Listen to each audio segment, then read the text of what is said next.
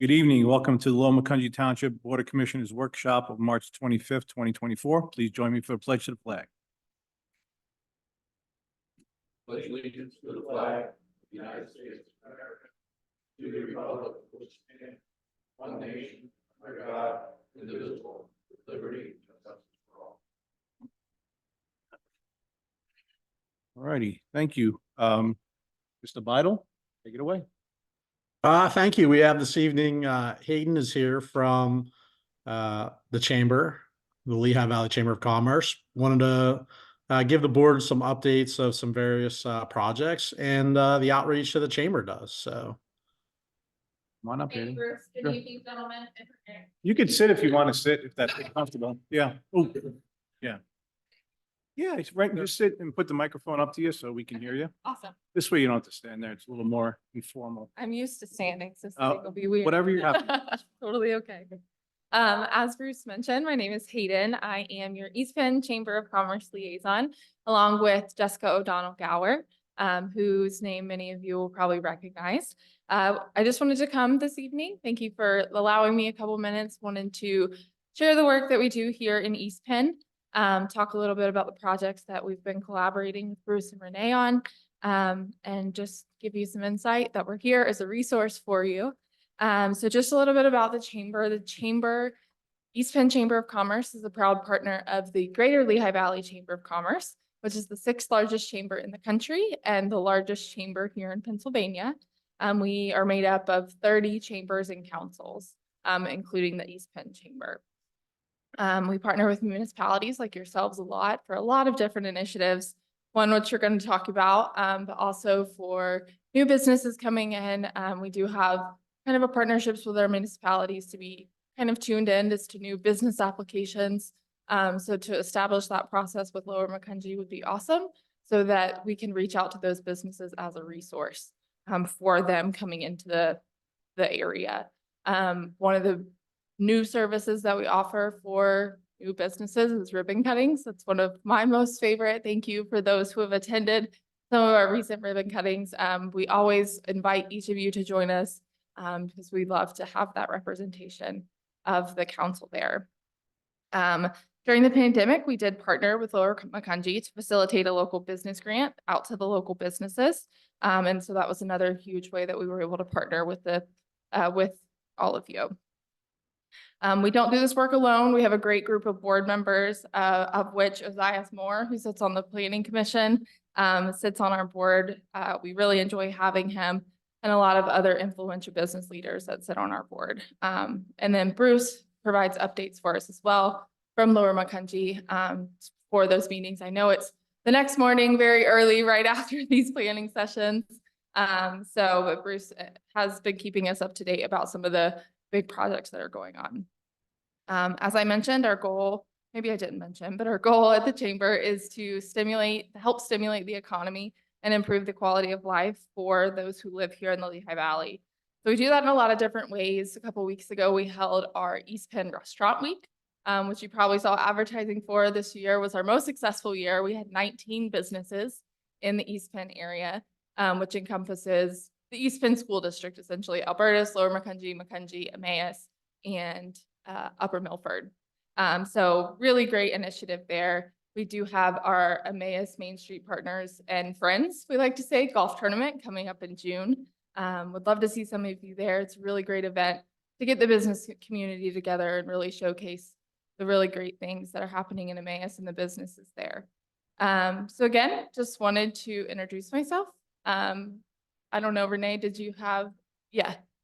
So one of the projects that we have been working on, I know that was a big ask from the council, were banners to kind of give Lower Macungie some distinguishment. So our graphic designer has come up with 4 different types of banners. So this is the banner that could hang any time of the year. And then the second banner are fall banners. We've talked about printing, we meaning Renee, Bruce, and myself have talked about printing both of these and alternating them. Stan from the Parks Department has already started the approval process with PPL of getting the poles approved. So he has about 30 poles approved along the Hamilton corridor and Brookside, which we'll be collaborating as to determine next steps. And then these are the winter banners, which were designed. And again, those would be alternating.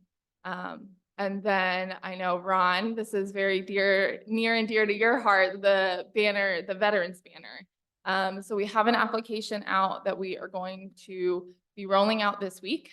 We have you down for 2 already, Ron. So we'll get those specific details for you, but this is a way to highlight the veterans within the Lower Macungie community or their families to highlight their service. We facilitate this program in Emmaus and have been for the last 5-6 years, I think. So it's a really, really cool program. So we're excited to be able to partner with the township to bring that here and that recognition. So like I mentioned, we're working with the printer right now to figure out the timelines as to getting printed in conjunction, working with PPL, figure out, okay, the polls are approved, what are the next steps? So kind of where we're at of the project, our goal, and Bruce, if I misspeak with any of this, but our goal is to have banners out for May, whether that is the generic banners or if we have enough interest from the Veterans Banner program, to have those Veterans banners up. So all depending on if we can get enough applicants and get that turned around. Yeah, it'd be great if you had enough interest for Memorial Day, obviously. Yes, absolutely. So in Emmaus, we run the banners from April. They go up at the beginning of April and they come down just after Labor Day. So this year, obviously, in whatever schedule y'all determine for them to go up, but Memorial Day to Labor Day is usually a great schedule. So that's something we'll be working on to get going. Renee has connected me. I don't know the official name of the veterans group. Sorry, it's the Lower Macungie Township Historical Society. They have a veterans program. Yes, so she's connected me with them. I'll be reaching out directly to them to say, hey, we have this program available, and hopefully that will get the momentum running pretty quickly, to where we could have these up for Memorial Day. Great. Yeah, again, I just wanted to introduce myself, meet all of you officially, and thank you for your partnership on this banner program. Thank you, Bruce and Renee, for your work. We're really excited to continue our collaboration and our partnership with Lower Macungie. Lower Macungie is a member of the chamber, and so I will follow up with an email with all the member benefits that are available to you. When I was walking in, I saw you're hiring for the pool and the concession stand. That's something we can share on your behalf. So, you know, a lot of resources that are available to you for collaboration and partnership in the community. Well, thank you very much for your partnership. And obviously, we are very happy to be, partners with the chamber. And of course, feel free to bother Renee, Bruce, and, keep us informed as to what's going on with the chamber. Absolutely. I don't know if any commissions have any questions or comments. Just one comment. Thank you for helping us with that banner program. It's our pleasure. Was that you I talked to? Yes, it was me. And really jump-started it. And you'll have 2 applications put in. Bruce gave me the info, what I needed and the picture. Fantastic. I'd like to put one up for my father and one for the most recent death of the oldest veteran blown the country. Yeah, that would be amazing. So Oh. we appreciate the opportunity to partner. We're all about the power of partnerships and, it's mutually beneficial for all of us to bring this kind of program. But thank you. Being you did it, we didn't have to recreate the wheel. Yes, We just work I thought smarter, we'd not do to help harder. us. Yeah. Again, I'm happy to help. thanks. You're very welcome. Thank you very much. Oh, Awesome. sorry, Julie, go ahead. I'm sorry? Yeah, I guess come up. You know how it is. So Bruce could do what you're saying. Yeah. I was just wondering if, I know when this first came up, there were some questions and or issues about how and where these were going to be hung. Has that been worked out yet, or is that still be, She had mentioned 222 and Brookside. but the specific way of hanging them and Yeah, that's, Like Emmaus. so they've already, we're not starting something new. They're already doing this in Emmaus. yeah. So we're just gonna copy or utilize the same Okay. methods that they're using there. Okay, I know the answer man isn't here tonight, so I was just gonna ask him on the slide, but he wasn't here, so, all right, thank you. Yeah, and when we look to do this, you know, as Hayden has been gracious to run the actual program to gather the information for the banners. Part of it as we look to be like Emmaus, where our public works would place the banners onto the brackets. So there is some upfront cost this first time to get the brackets so that we can install them, but after that, then we just have the banners. We want to start this year with just the anytime banner, and then we're gonna continue to add and include the fall and then the winter, probably next year. Thank you, Bruce. Any other questions? Thank you very much, Hayden. Awesome. Appreciate you coming down. Not a problem. Thank you all so much for your time.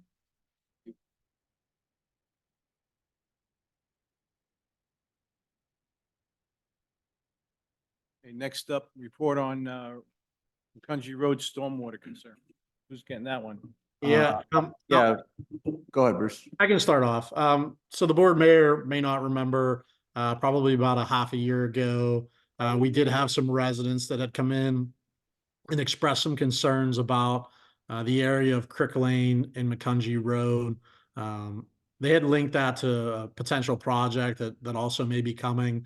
What I asked Nate and Brian and Zach to do from our end was to take take the project or potential project out of it and really study the area of that watershed, starting at the top end of it and kind of doing a look and some hydraulic calculations from there down. Just wanted to give the board kind of an update because what we'd like to do is notify those residents of our findings.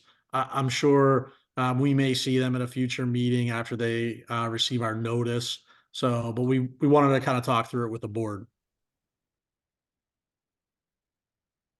Anything to add, gentlemen? Yeah, I can pick up from there. So we did take a look at it as Bruce suggested. And I guess the unfortunate reality is that the channel that runs basically from up above Sauerkraut Lane through the culvert in Sauerkraut Lane down through the parcel subdivision and then eventually to the culvert at Crick Lane and to the Little Lehigh. That is literally all in the 100-year floodplain. I mean, it just is. And it's the floodplain of the Little Lehigh Creek. So in looking at it and trying to kind of see what, if anything, could be done, you know, I often look at engineering issues and figure, well, if you spend enough money, you can usually make a difference, depending on the situation. This is one of those situations that, in all honesty, so much of what that channel experiences is a function of the Little Lehigh Creek floodplain. And I'm going to say use floodplain pretty broadly here because our calculations show that Crick Lane will flood over top by 3-4 inches during a 5-year storm. Obviously, that's not that big a storm. It's not that high a magnitude storm, but that's how things are. And projecting out the flow rates that FEMA has and seeing how the channel acts, basically that backwater from the Little Lehigh just keeps getting higher naturally and backs up, flows in that channel. Consequently, it almost doesn't matter whether the culvert's there or not, because for the larger storms, everything is driven by the impact of the Little Lehigh. So from an engineering perspective, you know, we had discussed with Bruce, like, what could we do? Could we add another culvert? Could we maybe remove and replace with something bigger? Honestly, nothing is going to change it, the conditions, to the point where spending that kind of money would be feasible. It just won't. So, you know, it's one of those situations where we did look at it. We certainly understand the concerns from the residents, and wanted to look at it as objectively as we could, and everything, every which way we looked at it was basically coming up with the same thing. If the channel was left by itself, no problem. We could look at the culvert and maybe propose something. But the end of the culvert at Crick Lane is literally about 20 or 30 feet to the bank of the Little Lehigh. And hydraulically, it may as well be the same thing, one and the same. So from an engineering perspective, everything we looked at made sense, but we certainly respect the fact that to the residents, it might be frustrating, but we don't see a whole lot of, we understand why they're experiencing some flooding at times. But we didn't necessarily come up with anything that could be done to dramatically change it, if at all. As Bruce alluded to, we did also look at some stuff upslope. There's a basin in the subdivision immediately to this, I guess it's the south of Sauerkraut, where some work needs to be done. So we are basically on top of that. As Bruce had mentioned, Zach went out with someone from my office, took a look at it, took some pictures.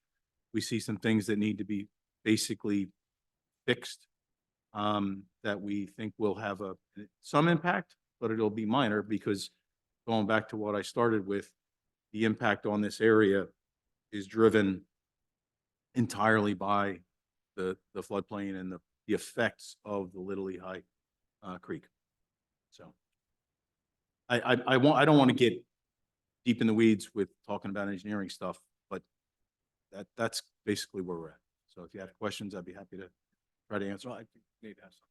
Yeah, the only thing that I wanted to kind of close the loop on then is, so, before we get into questions about the specifics, procedurally, what we want to do now that we have this taken care of is Brian has put together a letter that basically outlines everything specifically.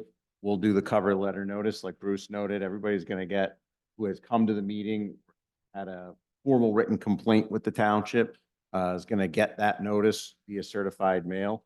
We wanted to make sure that they were fully aware and had the chance to have outreach with staff prior to the folks for the Cove at Millbrook coming in. Because I think what I wanted to allude to was we want to get this outreach done because there is an MPC time clock on the other project, and we do expect in the next 2 months, 3 months, they will be before us again for a workshop, and then they will be before us for a board meeting, potentially pending Brian's final approval on some check set plans up or some final plans here, a resolution of approval, which would then move to plan recording and all that. So we're trying to take care of this resident outreach independently of the project up front before they come here and the board has to take action.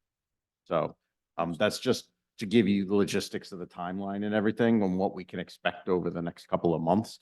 But yeah, if you have any questions for Brian, I mean, he and Zach went out in the field. They've been doing a lot of research on it.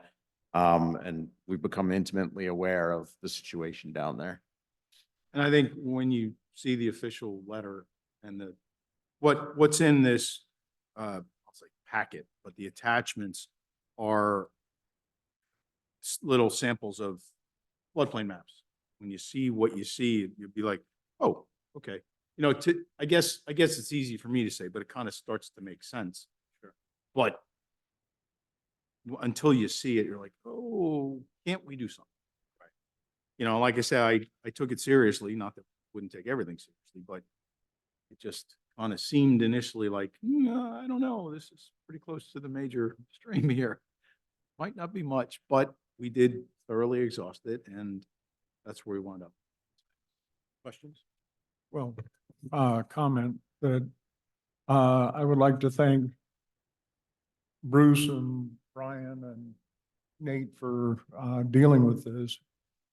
At first, it looks like it's overkill, but then the township is really between a rock and a hard place. That if we don't grant approval for the developer's project, then could get in legal issues with them. And then if we do approve it, then we could get in legal issues with the residents. And so therefore, having a study in this detail and so forth to, does really protect the township to a great extent.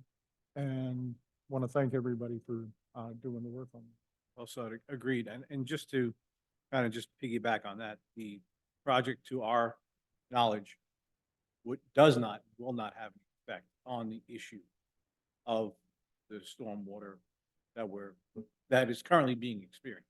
Correct. And I will say, and Bruce and I talked about this at length a couple of times. It'd be very easy to go down the rabbit hole, kind of talking about this and that. I'll just try to leave it that the project under consideration is in what's called the conditional no detention district. Those are common in watershed studies.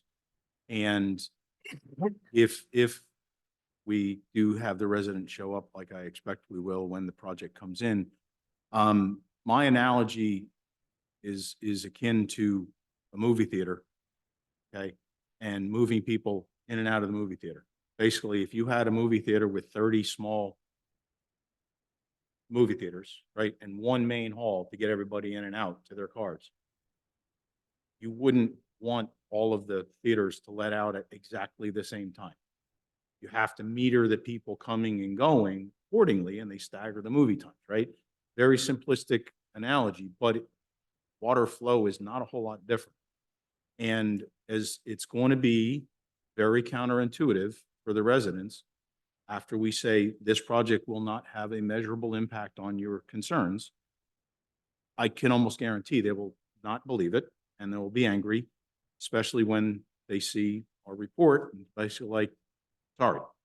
But realistically speaking, the watershed district that this project is in allows them to not have detention. And in fact, from an engineering and calculation perspective, having a detention basin may actually make things worse, because it might, the whole point is you want to stagger the flows getting to the Little Lehigh.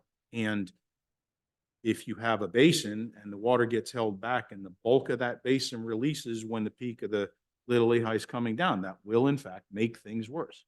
So again, it's counterintuitive, admittedly, for people who aren't engineers, but that's where we're at. And so I certainly, Nate and Bruce spearheaded us jumping on this to make sure that the board was prepared, for the time, the residents are going to want an answer. So, kudos to them to say, hey, come on, Brian, get on this. And for better or worse, this is what we have. So, I will say that the calculations that came in a month or so ago with that project we did review them.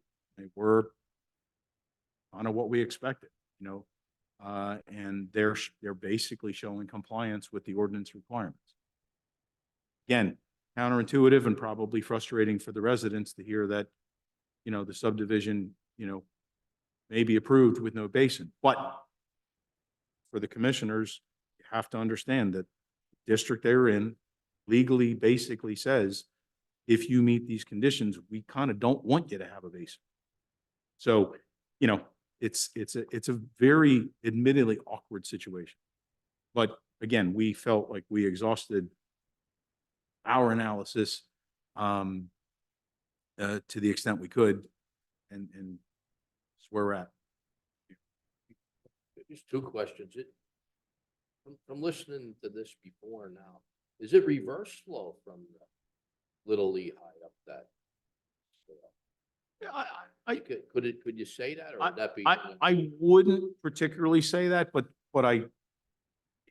that's kind of what it is. Yeah. It's backing up. It's backing up. Yes. Right, it's backing Yes. up. Yeah. So anything you do up above won't stop the backup. Yeah, exactly. Yes. And then the basin you were talking about, is that the one at McCungy and Sauerkraut, the southwest corner, the one you were looking at? No, the one we're looking at is at Waterfall Crossing. It's immediately on the other side of Sauerkraut. Yeah, that's one is it Sauerkraut and McCungy Road, the intersection?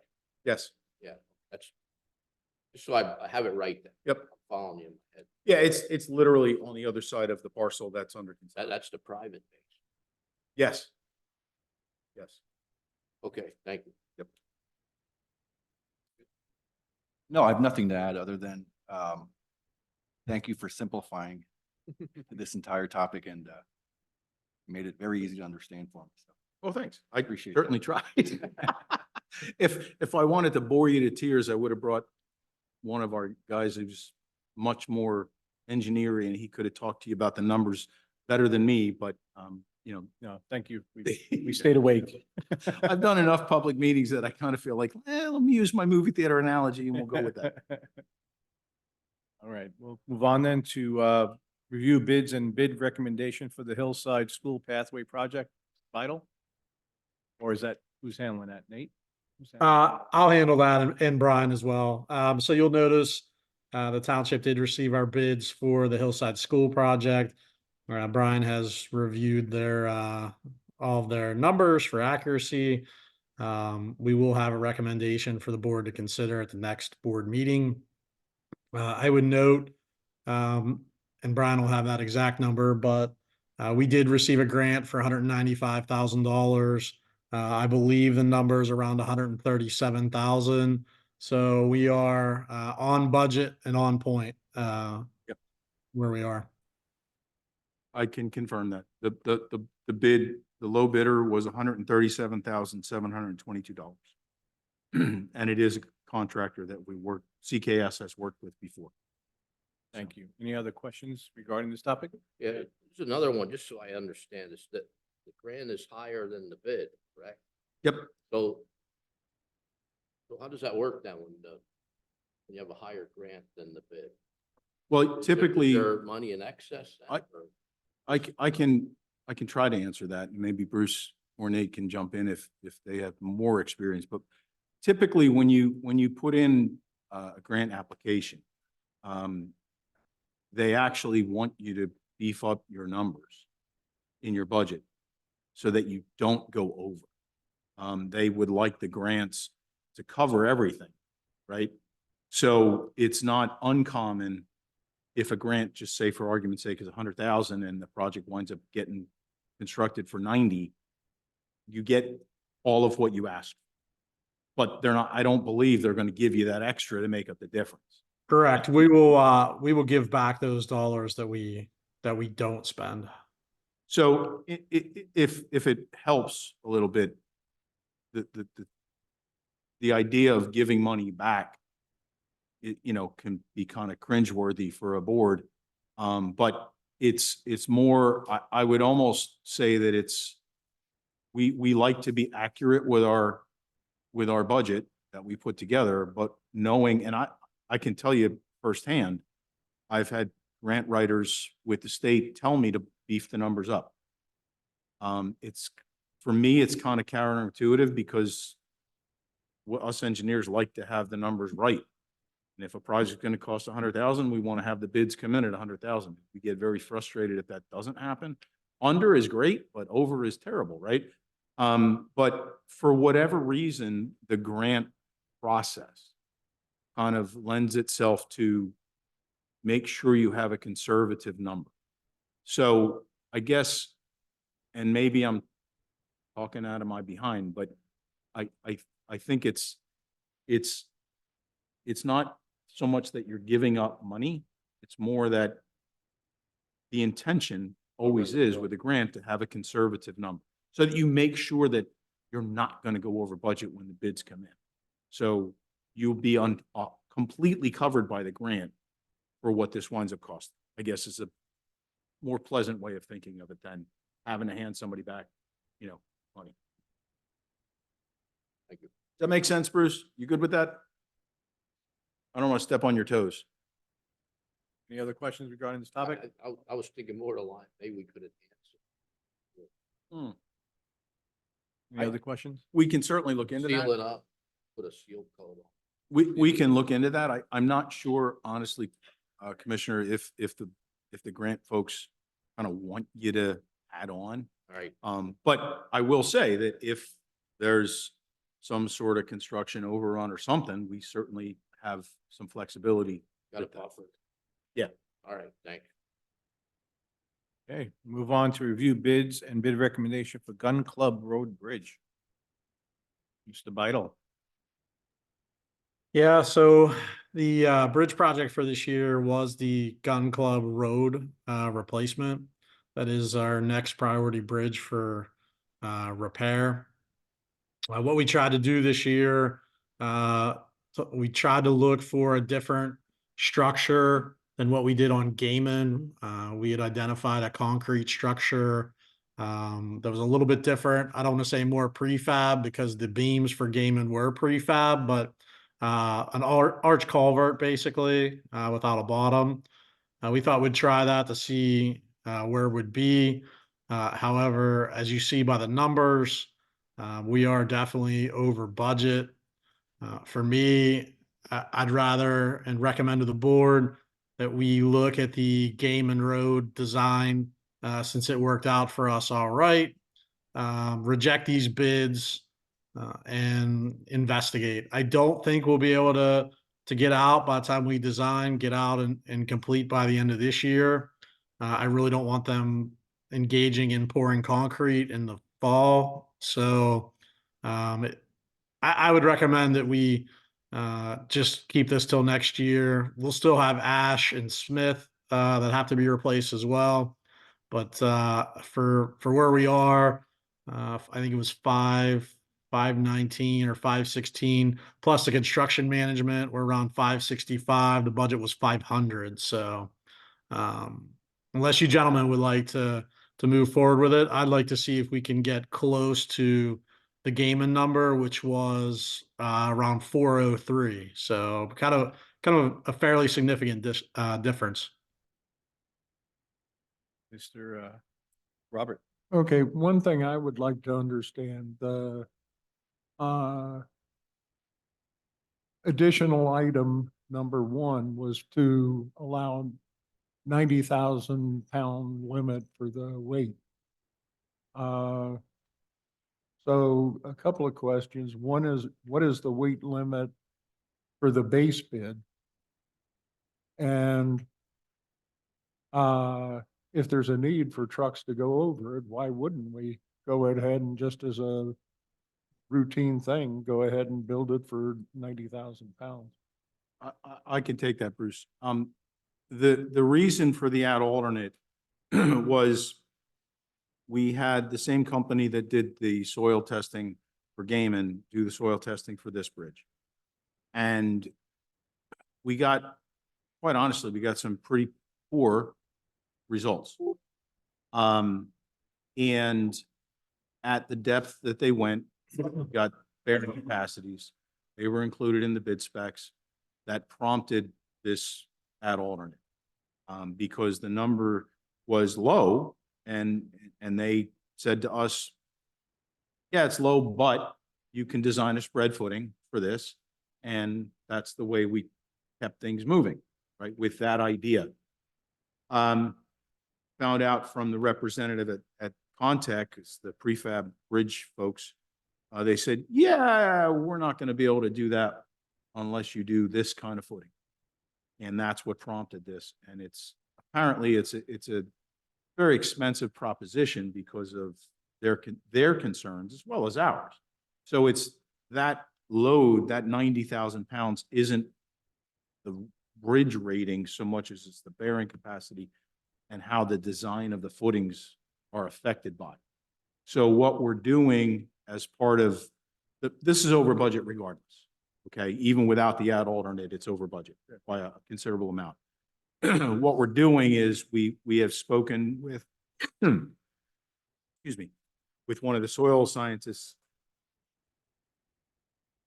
that we also do work with up in this area, and they're actually going to be out doing some core borings, which go deeper than the testing that the other folks did. Testing other folks did is fine. It's just that what they got at the depth for that method turned out to be pretty lousy.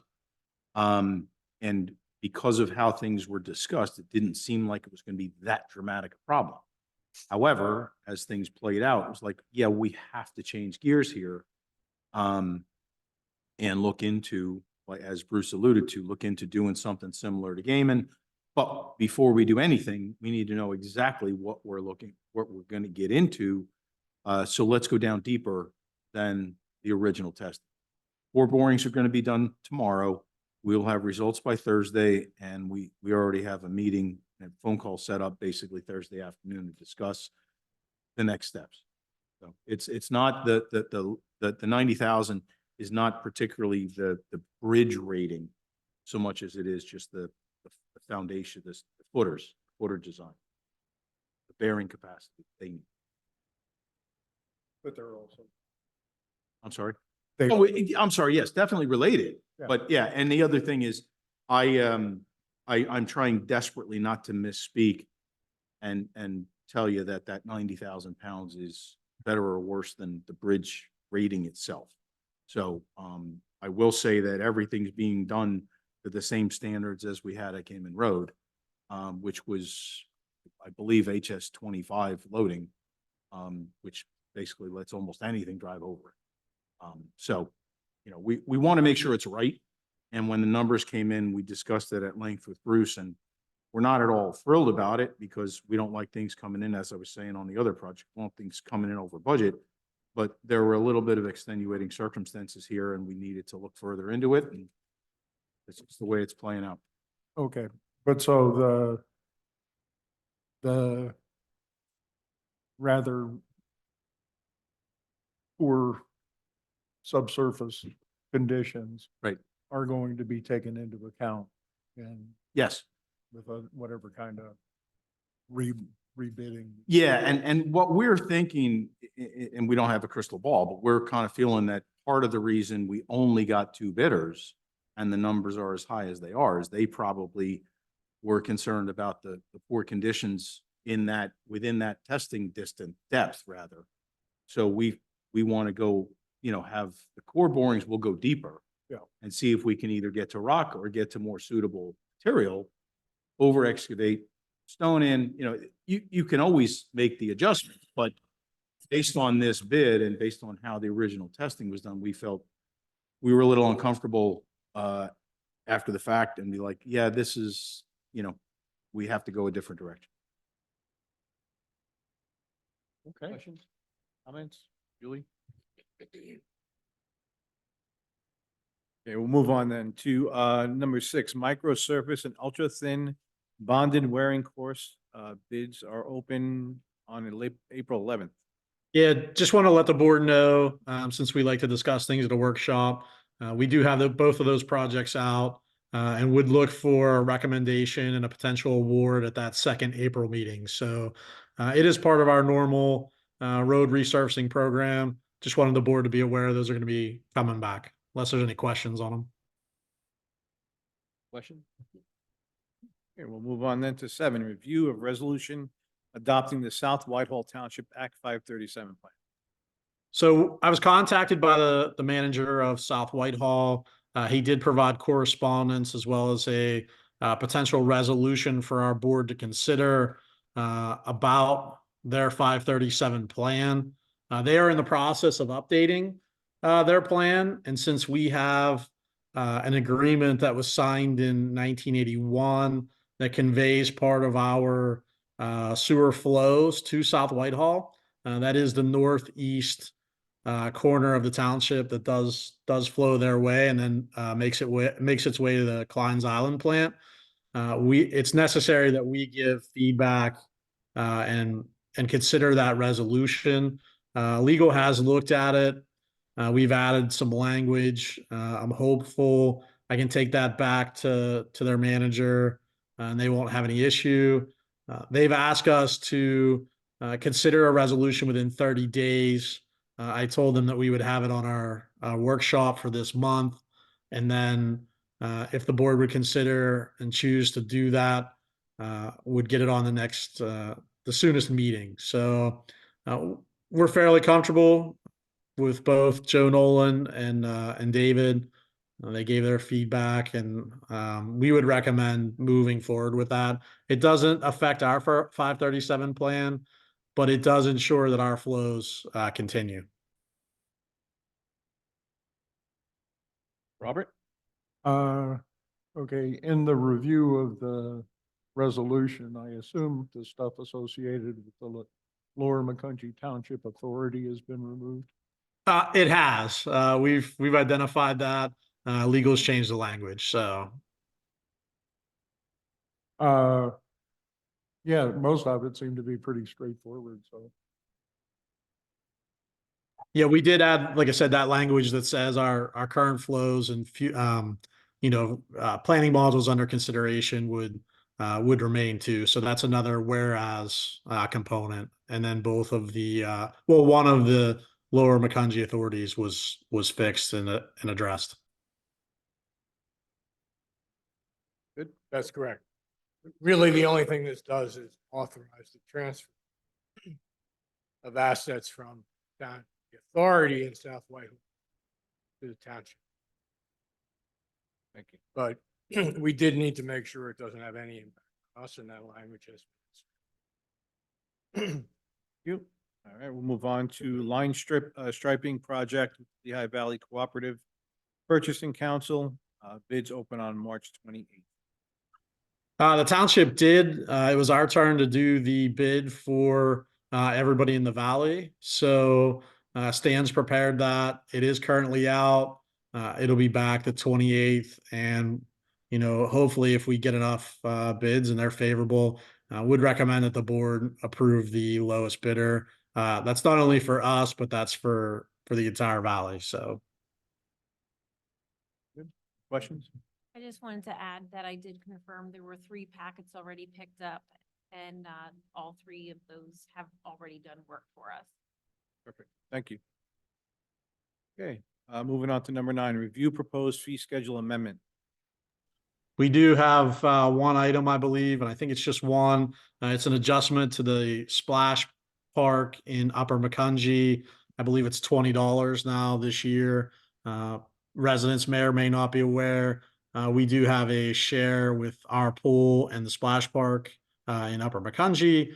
So they set a rate for us and our residents, and we had to make that adjustment for this year. Renee, unless I missed any other adjustments. The only other difference would be that they're also removing their key fobs. Before they had to purchase a key fob, and they're removing that as well.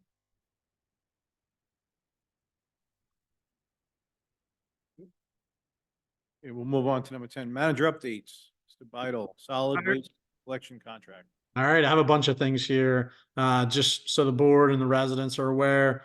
And I can mention that every meeting we did mention the solid waste contract. So when we hear complaints or concerns when the new garbage bills come out, David and I have been diligently working.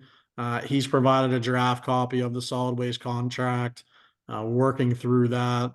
I'm hopeful that we will have that out in the near future for us to hit our timeframes. I think we're going to have to be out and back with that with a second meeting in June consideration. Since we only have one meeting in July, that should get us where we need to be. So we're aggressively moving forward. I wanted to let the board know you will see movement. We're hopeful that we'll have something out soon. You have any questions? Move on to the contract for pickleball courts at municipal campus.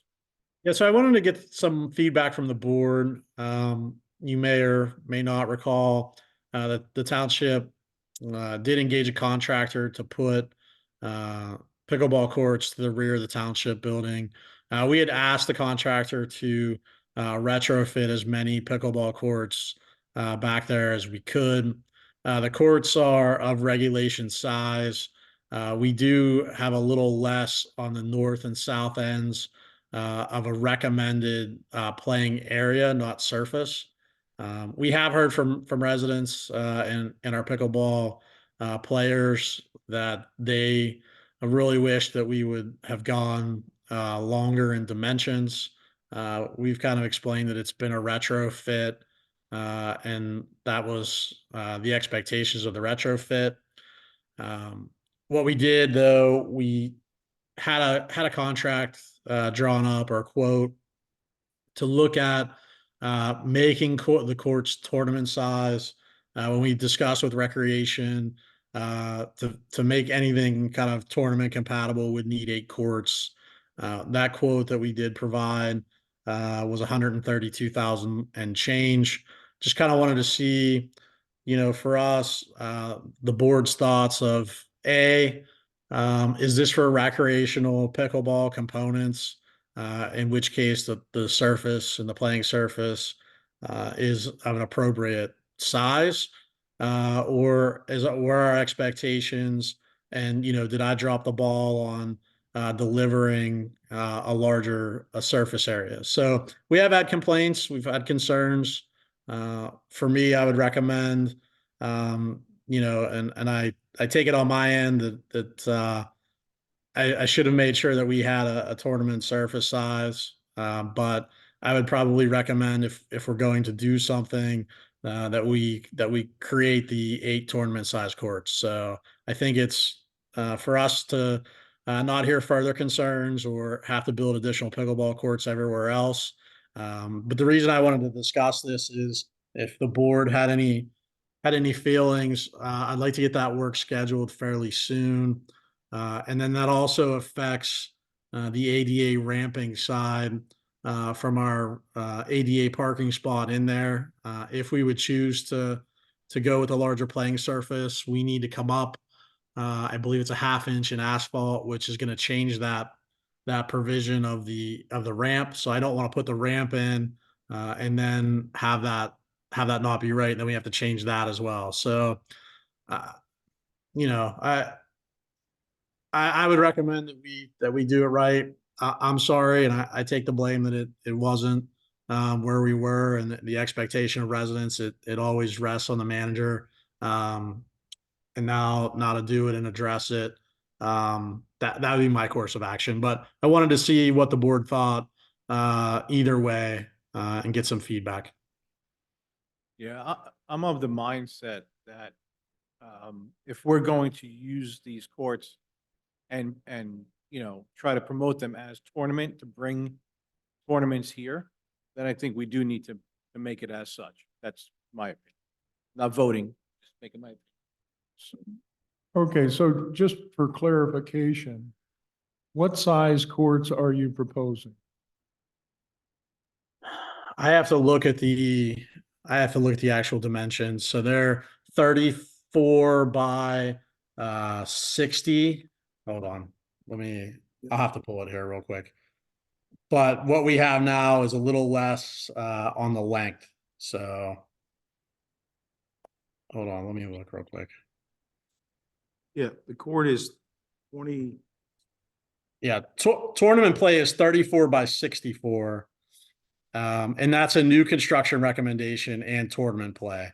The surface area, minimum playing surface area, which we have, is 30 by 60. Okay, And so we're not going with the new construction tournament size of 64. I think we should. I think we should go with the 64 by 34. That's what you technically need for tournament play. So that's why we have to go longer. If I may, Bruce, just to clarify, because you and I had talked about this, the courts you have, the court itself, the court dimensions are fine. It's the area beyond the court, the playing surface outside of the court lines that needs to be slightly bigger. Correct. So That's what gets you into the tournament size. well, so a surface playing area is 20 by 44, right? The overall dimensions are 30 by 60. So we have, instead of 30 by 60, we have about 30 by 57 or 56. So we've lost about 2 feet on the north-south end zones. So if you're going to get they could get us 4 feet on the north-south end zones, 2 and 2, for like 70,000, or they could get us tournaments for 130. So you're correct, Brian. The actual surface area is 20 by 44. We're compliant. However, the minimum playing surface area, which we've heard complaints about, should be 30 by 60. So, okay, going 60 is 70,000, going 64 is 130. Yes, sir. Okay. Uh, I'm not real thrilled with the way this whole conversion has come down, but, yeah, it seems to me if we're gonna fix it, let's fix it right and go with the 64. Well, I don't think you goofed. It is acceptable for recreation. Right. correct? And we don't run tournaments there. They're run by the citizens, correct? Does the township run the tournaments? So we would be in a position where we would run tournaments if we made these courts through recreation. We would sponsor them. We would make that a programming for recreation. You're right, though. Currently it's rec. Currently, have- correct, so you did not goof up. We converted from, what were they? Tennis courts to pickleball. And then we can't forget that second element, the ADA ramp. When we expand this, that'll throw that out of spec, if I heard you correctly. Which is- Correct, because if we have to go up an amount, that half inch, we would have to make sure that ramp then meets the appropriate thing. But I agree with Commissioner Robert. I mean, I put it out there that I'm not happy either with where we are and where the project went. So it's definitely an issue that I have a problem with where we are. But when we told the contractor, get as many surface areas in there, he got as many surface areas in there. We should have been more specific and said, get us compliance with actual layouts.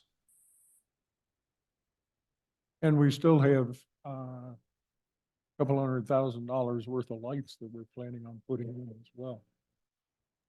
Correct, because I wouldn't have recommended that we did that if we weren't going to have the tournament size in there either. I think that would have been a mistake. I agree. Hey, that elevation correction, where will that be corrected at, on court or? No, that's from the parking lot to the parking lot and the ADA parking spot to the court. So that gets you your accessibility for the ramp slope. So must the court be raised? What they're going to do is they're proposing to raise the court so that when they move that center fence and the actual netting holes, you'd get a small like wearing coat over top of that, so you wouldn't see this. They don't want to just take that out and like patch it. So they would want to make sure that it has an overlay on it, if that makes sense. It does. It's pretty much a total rebuild of that patch. Correct.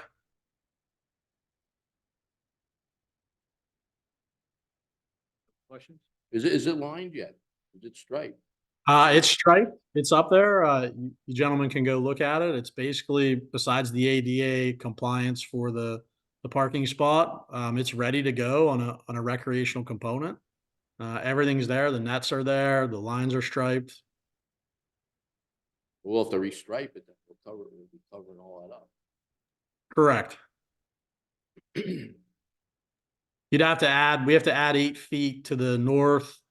Would have to add, I think it's 15 feet to the east, and then make the adjustment.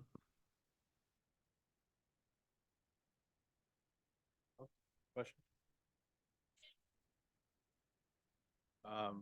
Okay, we'll move on then to 10.3 leaf truck grant funding. Yeah, just for the board's knowledge, we've heard that the leaf truck that we have budgeted into the solid waste fund this year, you may remember, we bought that chassis and we have a $5,000 kind of back out when we ordered it last year. We're now hearing from the state that the grant funding is going to be reduced to like $250,000. So we're going to be short. We think the truck's going to be, 375, 350, 370, 375.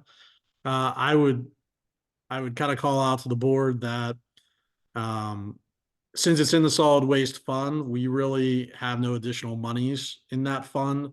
I would be very mindful about raising rates when we do, that this purchase would be in there as well. We don't want to kind of raise rates and then raise rates for this. We're trying to work through a couple scenarios, maybe with a lease, or we can always do I don't want to say a loan, but a loan from the general fund to the solid waste fund. But we're trying to come up with a couple ideas. Wanted to let the board know early in case you had any feedback here. We have a little bit of time left before we have to get moving on it. We've also asked if we do the recycling grant, and then it's in a 2-year cycle. So it would be 2 more years, then we could get the rest of the money for the entire project. So it would be a temporary shortfall. I just don't want to put that fund out and be upside down with it. So wanted to let you guys know where we are and that we're trying to tackle it here and have a good course of action.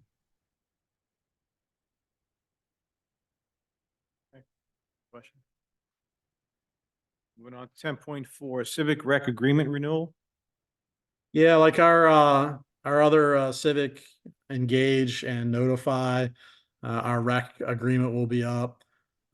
So as soon as that comes, I think it's going to be somewhere in mid-April. We'll bring that back to the board, but wanted to make sure there weren't any concerns. It's basically, as we've seen with our other ones, a slight price increase for this year. We've asked them to look at multiple terms, see if we save any additional dollars. Legal has the other 2 agreements. We would circulate this one to them as well for review. So just want to let you know it's pending, and we're working through that. Hopefully we'll have it soon. You. Moving on, 10.5 Wildland Support Letter for Bridge Replacement and Public Access Improvements. Yeah, the Wildlands, as our neighborhood partners, did ask us to provide a letter of support. They are looking to do and get some grant funding for their bridge off of down by Orchard. So we provided a letter in support of their project. Just want to let the board know that's where we were with it. You. Go ahead. Hey, the footbridge off Crick Lane, who takes care of that? Whose is it? Footbridge on Crick Lane. I believe that's Millbrook HOA. Goes over to Little Lehigh. Yeah, I believe that's the HOAs. Thank you. Moving on, 10.6 DCNR Quarry Park Playground 2025 grant due in April. Yeah, we were looking to try to do a grant. It just wasn't possible. Want to let the board know we'll keep searching for ways to replace Quarry Park. We thought we were gonna have something ready for with a resolution allowing us to engage in the grant, but our timing was off, and we just need more time. We've turned these grants over to recreation now, so we're hoping another funding cycle as we work through the process. We'll be ready for April of 25. So just want to let you know we're diligently trying to get playgrounds replaced. There's also some walking path money out there, and we're watching that cycle too. So we're trying our best to get some free dollars. You. Departmental matters. Mr. Jones, anything? Nothing of interest for the board tonight. No. Engineering, Mr. McAdam. I think I talked enough to him. Solicitor, Mr. Berman. Okay. Any comments, questions from the board for any of the above? None? Julie, you got nothing? All right. It is 6:59. We are adjourned. Thank you. Thanks, Bruce. Feel better, Bruce? Yeah, feel better.